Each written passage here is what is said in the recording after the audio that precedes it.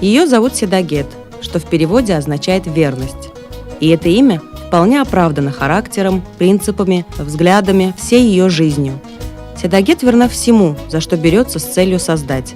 Она беззаветно верна своему народу, служению которому отдает все свое щедрое сердце. Седагет Керимова родилась в Кусарском районе Азербайджанской республики. Ее мать Кюбра преподавала в школе лезгинский и азербайджанский языки. Отец Каинбек был агрономом. Родители с детства приучали всех 6 детей к труду и ответственности. Седагет начала писать еще со школьных лет. Ее первым успехом стала победа в республиканском конкурсе школьных сочинений «Азербайджан. Край родной», которая и определила весь дальнейший жизненный путь. После окончания школы она поступила на журфак Азербайджанского государственного университета. С первых же дней учебы в вузе стала внештатным корреспондентом молодежной газеты. Публикации молодой журналистки пользовались популярностью благодаря твердой позиции и оригинальному стилю изложения самых актуальных тем. Ее смелость чувствовалась в каждой статье. К примеру, чтобы написать о проблемах сирот и одиноких стариков, она сутками жила в детских домах и домах для престарелых. По материалам молодой журналистки было возбуждено немало громких дел, был принят ряд соответствующих мер. На 5-м курсе университета ей предложили работу в одном из ведущих печатных изданий республики «Совет Кенди», где она проработала 17 лет. С журналистикой связана вся ее жизнь. Долгие годы она руководила отделом в газете «Азербайджан», была заместителем главного редактора в газете «Гюнай». Седагет дважды участвовала в парламентских выборах, но, несмотря на блестящую предвыборную кампанию и одержанную победу, депутатом стать не смогла. Но это якобы поражение не сломило ее, не помешало ей творить во благо своего народа. Ее трудолюбию, целеустремленности и стойкости можно только позавидовать. Перу автора принадлежат свыше 8 тысяч статей, очерков, корреспонденций, зарисовок, эссе и фельетонов на 3 языках. За заслуги в области журналистики Керимова удостоена самых престижных профессиональных наград. В 2006 году ей было присвоено почетное звание «Заслуженный деятель культуры Азербайджана». В 2017 году награждена медалью правительства Республики Дагестан за любовь к родной земле. Она автор 26 книг, вышедших на разных языках – русском, азербайджанском, лезгинском. Совсем недавно ее книга «Лезгия» была издана в Турции на турецком языке. В городах Бурса и Балыкесир с большим успехом прошли презентации книги. Седагет была до слез растрогана теплым приемом и большим интересом к своему творчеству в этой стране. О жизни и деятельности Седагет Керимовой написано 4 книги, сотни статей и рецензий. В десятках городов Российской Федерации с успехом проходили ее творческие вечера.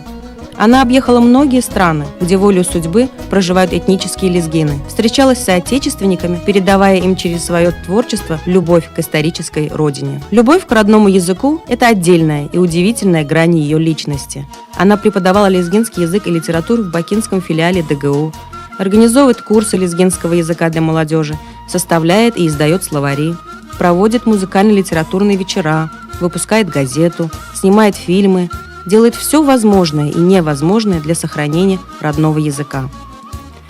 Когда у Седагет спрашивают, сколько у нее детей, она, улыбаясь, отвечает: 4. Фархад, Севда, Сувар и Самур, причисляя к именам сына и дочери названия 2 своих детищ – газеты «Самур» и ансамбля «Сувар». Ведь и в них она также вложила душу, десятки лет труда, терпения, любви. Ансамбль «Сувар» она создала в 1996 году. Начинала с нуля, с подбора музыкантов, создания репертуара для исполнителей. Более 100 песен из репертуара ансамбля написано Седагет, причем авторскими являются не только слова, но и музыка. Позже при ансамбле она открыла школу танцев, которая уже многие годы пользуется любовью лезгинской молодежи города Баку.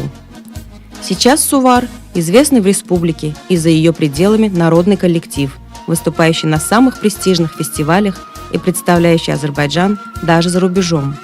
Одно то, что юбилейный концерт ансамбля «Сувар» состоялся в самом лучшем зале Азербайджана во дворце Гейдара Алиева, уже говорит о его авторитете. После торжественного празднования 20-летнего юбилея ансамбля Садагет доверил руководство молодому воспитаннику Сувара, но по-прежнему всей душой остается со своим коллективом во всех его начинаниях. Газета «Самур», целью которой является сохранение родного языка и культуры, пропаганда лучших традиций и обычаев лезгинского народа, особая радость Садагет. Пост редактора ей предложили в 1997 году. Узнав о том, что финансирование первой лезгинской газеты Азербайджана «Самур» из государственного бюджета прекращено и некому взять на себя этот нелегкий труд, она оставила престижную работу в правительственной газете.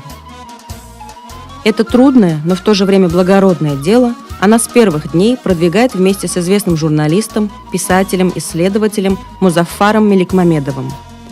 Садагет пришлось взвалить на себя не только издание газеты, но и ее финансирование, распространение и даже саму перевозку. Все эти трудности она приняла мужественно и стойко, впрочем, как и все препятствия на пути к целям своей жизни. В ее жизни словно нет вершин, которые могут не покориться. В 50-летнем возрасте она покорила вершину горы Шахдаг, которая поддается не каждому молодому.